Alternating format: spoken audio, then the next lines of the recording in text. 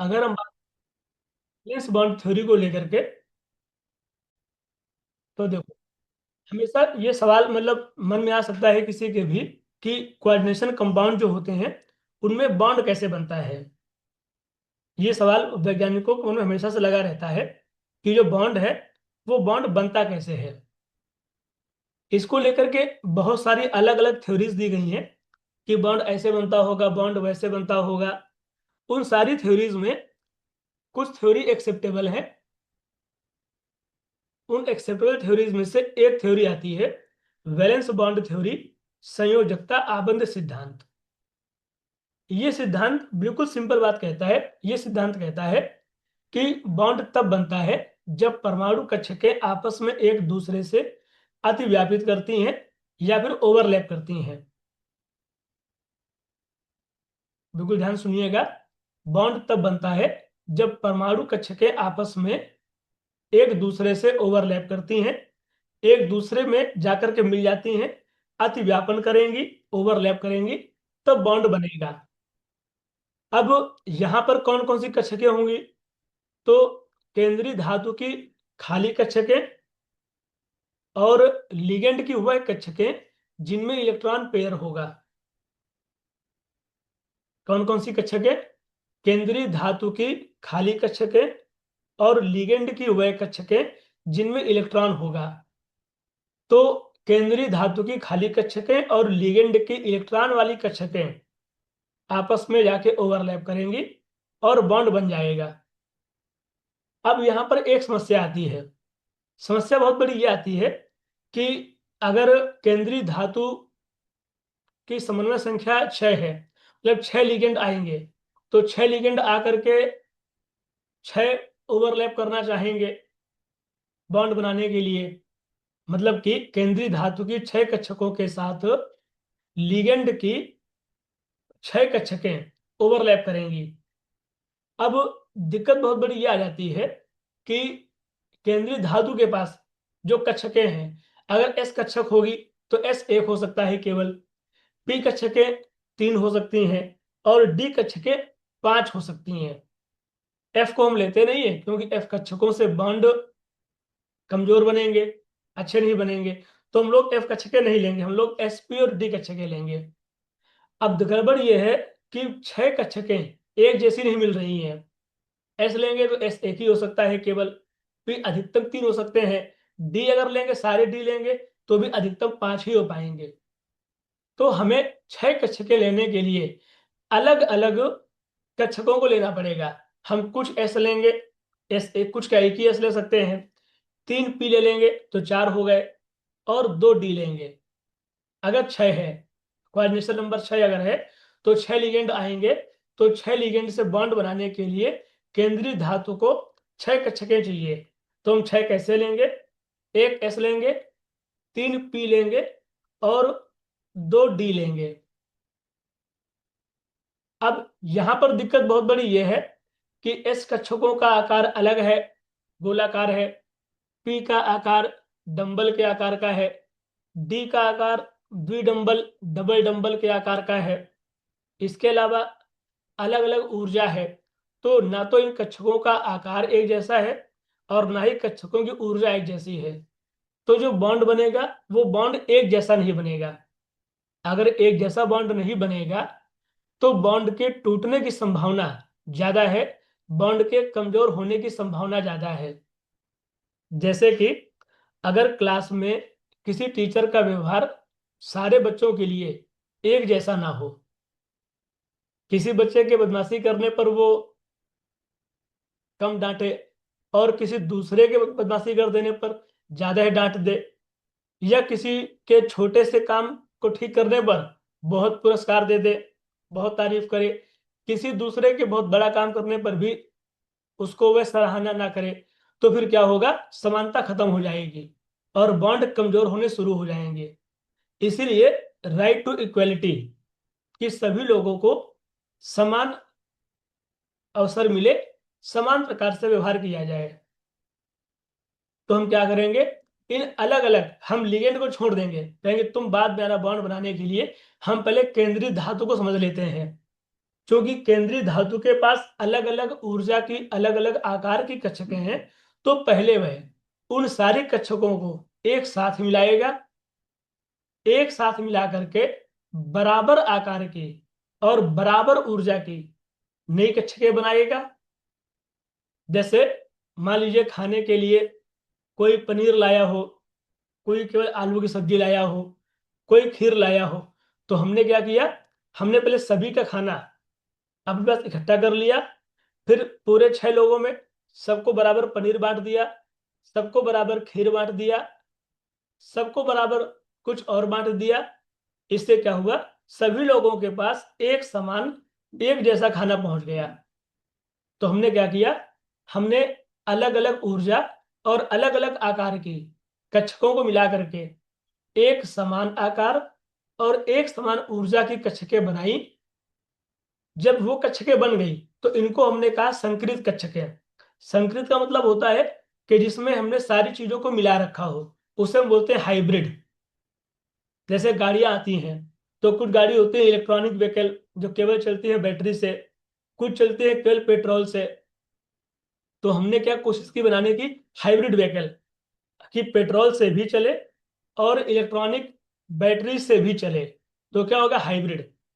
Hybrid का मतलब क्या होता है कि हम दो या अधिक चीजों को आपस में मिला करके जो बनाएंगे उसे हम हाइब्रिड कहेंगे। तो हमने अलग अलग आकार की कक्षकों को मिला करके एक समान आकार की कक्षकों को बनाया, जिनकी बराबर ऊर्जा थी, एक समान आकार था। उनको हमने हाइब्रिड ऑर्बिटल, संकृत कक्षकें कहा। ये कक्षकें अब लिगेंड की, उन कक्षकें जिनके पास इलेक्ट्रॉन खाली था, जिनके पास इलेक्ट्रॉन पेयर था, उनसे जाकर के ओवरलैप करेंगी और बॉन्ड बनाएंगी। तो हमने क्या किया, हमने केंद्रीय धातु की उन कक्षकों को जिनके आकार और ऊर्जाएं अलग अलग थीं, उनको मिला करके एक समान आकार, एक समान ऊर्जा की कक्षकें बना ली, जिनको संकृत कक्षकें कहा। ये संकृत कक्षकें अब लिगेंड की उन कक्षकों के साथ जाकर के जिनके पास इलेक्ट्रॉन पेयर है, उनसे जाकर के अतिव्यापन करेंगी, ओवरलैप करेंगी और बॉन्ड बना लेंगी। बताइए, यहां तक कुछ दिक्कत है?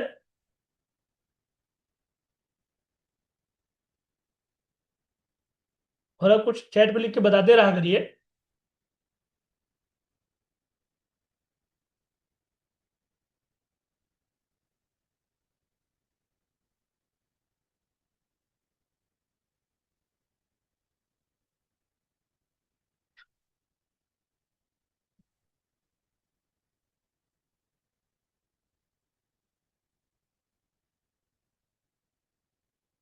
चलिए, लाइट आ गई।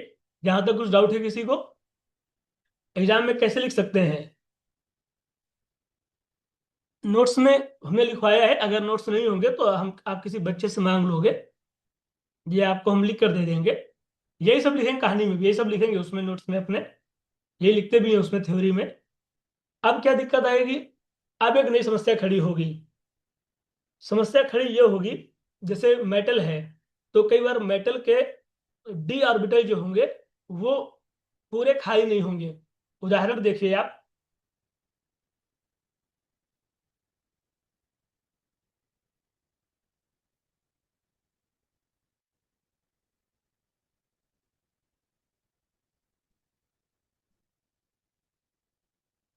देखिए एक बहुत बड़ी समस्या ये आ रही है। मान लीजिए हमें कोई बनाना है कॉम्प्लेक्स, दिख रहा होगा आपको, और उसमें धातु मेटल टाइटेनियम है, और सपोज करो कि टाइटेनियम +2 में है। ठीक, तो देखो टाइटेनियम का परमाणु क्रमांक कितना होता है, 22। इलेक्ट्रॉनिक विन्यास लिखेंगे तो इसके पहले आएगा आर्गन, आर्गन होता है 18। आप अगर ऐसे ना लिखें अगर, तो आप ऐसे लिख सकते हैं जैसे लिखते आए हैं, 1s2, 2s2, 2p6, 3s2, 3p6, 4s2 3d2। हम 3d2 को यहाँ लिख सकते हैं, वो लिखने के ऊपर है, कुछ से अंतर नहीं पड़ता है, लिख सकते हैं उसको। अगर हम बनाएंगे टाइटेनियम का +2, तो हम इससे 2 इलेक्ट्रॉन निकालेंगे। हमें पता है इलेक्ट्रॉन पहले किससे जाएगा, इलेक्ट्रॉन पहले जाएगा 4s वाले से। तो 4s से हमने 2 इलेक्ट्रॉन निकाल दिए, तो ये बचेगा हमारा। जब हम Ti+2 बनाएंगे तो ये हो जाएगा 1s2 2s2 2p6 3s2 3p6 और 3d2। देखो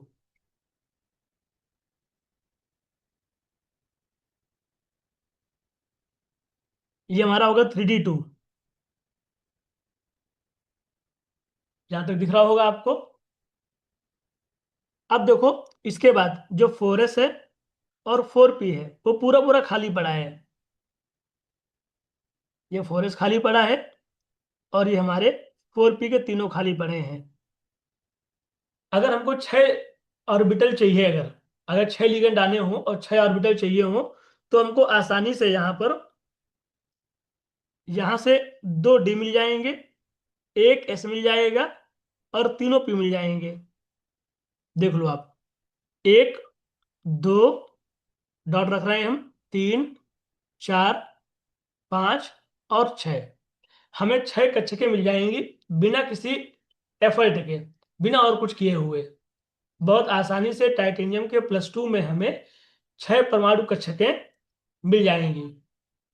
अभी ये 2 मिनट में बंद हो जाएगा, तो आप लोग दोबारा फिर ज्वाइन कर लीजिएगा तुरंत इसी आईडी से जो भेजा था आपको भी हमने। तो थोड़ा टॉपिक पूरा कर लेंगे ये। तो यहाँ दिक्कत नहीं है, यहाँ टाइटेनियम के पास 6 कक्षकें खाली मिल जाएंगी। केवल आपको कक्षकें मिला करके एक समान आकार और ऊर्जा की कक्षकें बनाना है, बस इतना करना है केवल।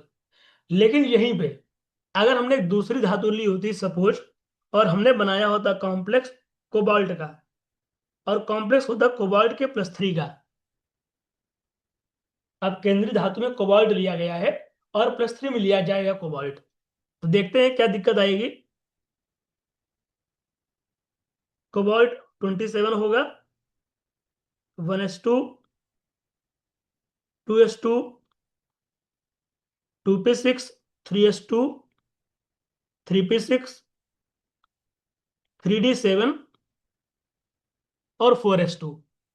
जब हम कोबाल्ट का +3 लेंगे तो हम इलेक्ट्रॉन 3 निकालेंगे। तो पहले हम निकालेंगे 4s से, तो 4s में 2 इलेक्ट्रॉन है, 2 4s से निकल गए। एक और निकालेंगे, तो निकालेंगे 3d से, तो ये बचेगा लास्ट में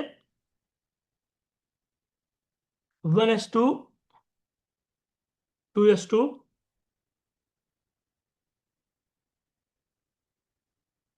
2p6 3s2 3p6 और 3d6। इलेक्ट्रॉन डी से भी एक और निकल गया। अभी अपने आप बंद हो जाएगा ये।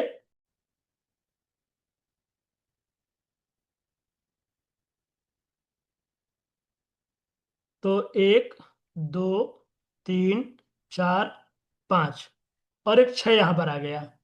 इसके बाद 4s खाली होगा पूरा, 4p खाली है, और अगर हम चाहें तो आगे का 4d भी खाली है। वो तो हमेशा ही खाली रहता है, उससे कोई बात ही नहीं, वो तो खाली हमेशा ही रहेगा।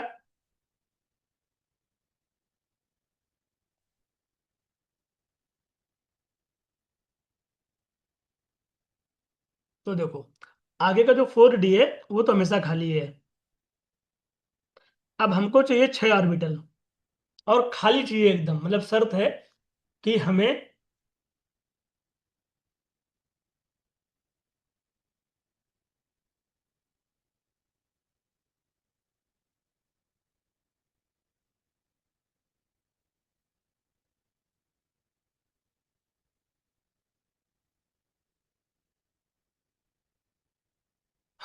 6 ऑर्बिटल चाहिए, और पूरे 6 के 6 ऑर्बिटल एकदम खाली चाहिए। अब दिक्कत क्या है, दिक्कत ये है कि जो 6 खाली ऑर्बिटल हैं, या तो हम ले सकते हैं 4s का एक, 4p के 3 और 4d के 2। हम या तो ये कर सकते हैं 4s 3p, और ये दो 2d यहां से ले लें। एक 4s ले लें, तीन 4p ले लें, चार हो गए, और दो डी के ले लें, 4d के। लेकिन हम जितना ज्यादा बाहर के या अधिक ऊर्जा वाले ऑर्बिटल लेंगे, उतनी ज्यादा संभावना है कि हमारे बॉन्ड कमजोर बने।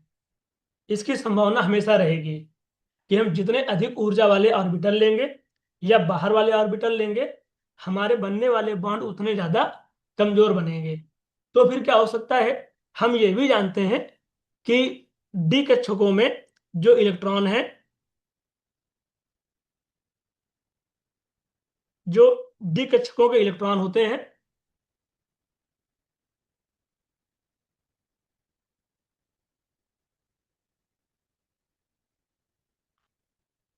हम ये भी जानते हैं कि डी कक्षकों के जो इलेक्ट्रॉन होते हैं, वो सभी में इलेक्ट्रॉन दो दो हो सकते हैं, और वहां पर एक एक इलेक्ट्रॉन है। तो अगर ऐसा कुछ हो जाए कि जो इलेक्ट्रॉन एक एक बैठे हैं, उनको हम दो दो कर सकें, तो हमारे पास कुछ डी कक्षकें खाली हो जाएंगी। वैसा ही है जैसे क्लास में एक सीट में दो दो बच्चे बैठे हों, लेकिन एक ही एक बच्चा बैठा है केवल। इसके कारण हमको क्लास में सारी सीटें भरी हुई दिख रही हैं। अगर हम ऐसा कुछ कर सकें कि जो एक एक बच्चा बैठा है, उनको हम दो दो कर सकें, तो हम सीटें खाली करा पाएंगे। तो एग्जैक्ट यही काम हम यहां पर करते हैं।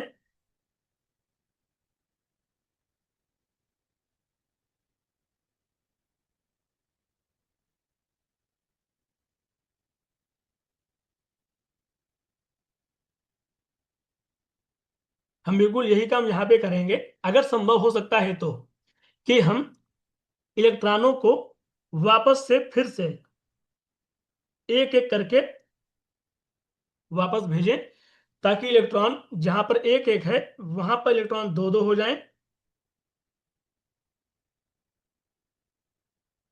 यहां दो पहले से थे, यहां दो हो गए, दिख रहा होगा आपको, और यहां दो हो गए। हमें एक ये खाली मिल गया, एक ये खाली मिल गया, तो हमको दो डी मिल गए। एक एस खाली पहले से था, और ये हमारे तीनों पी खाली हैं। तो हमारे पास फिर से छह खाली ऑर्बिटल मिल जाएंगे। लेकिन जब हम ये करेंगे, तो हम इलेक्ट्रॉनों को हुंड के नियम के विपरीत भेजेंगे। हुंड का नियम ये कहता है कि जब इलेक्ट्रॉन सब में एक एक हो जाएंगे, केवल तभी पेयरिंग हो सकती है। जब इलेक्ट्रॉन सब में एक एक भर जाता है, केवल तब पेयरिंग करेंगे। यहां पर क्या हो रहा होगा कि इलेक्ट्रॉन सब में एक एक नहीं है, दो खाली कक्षकें हैं, फिर भी पेयर कर दिया गया है। तो हम एक नियम को तोड़ रहे हैं। तो ये हम कब इसके विपरीत काम कर सकते हुए, जब हमारा लिगेंड बहुत शक्तिशाली होगा, स्ट्रांग फील्ड लिगेंड होगा।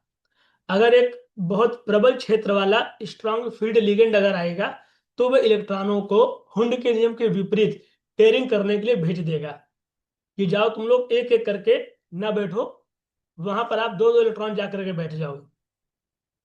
अब ऐसा काम सब लिगेंड नहीं कर सकते हैं। कोई दो लिगेंड हमेशा काम करते हैं। ये वाला काम एक करता है कार्बन मोनोऑक्साइड, सीओ लिगेंड आपके केस में, और दूसरा CN-। ये दो लिगेंड ऐसे हैं जो कि अगर आवश्यकता पड़े, मतलब हमेशा नहीं करेंगे, हमेशा कर ही दें, अगर रिक्वायरमेंट होगी, तो वो हुंड के नियम के विपरीत इलेक्ट्रॉनों को पेयर कर सकते हैं।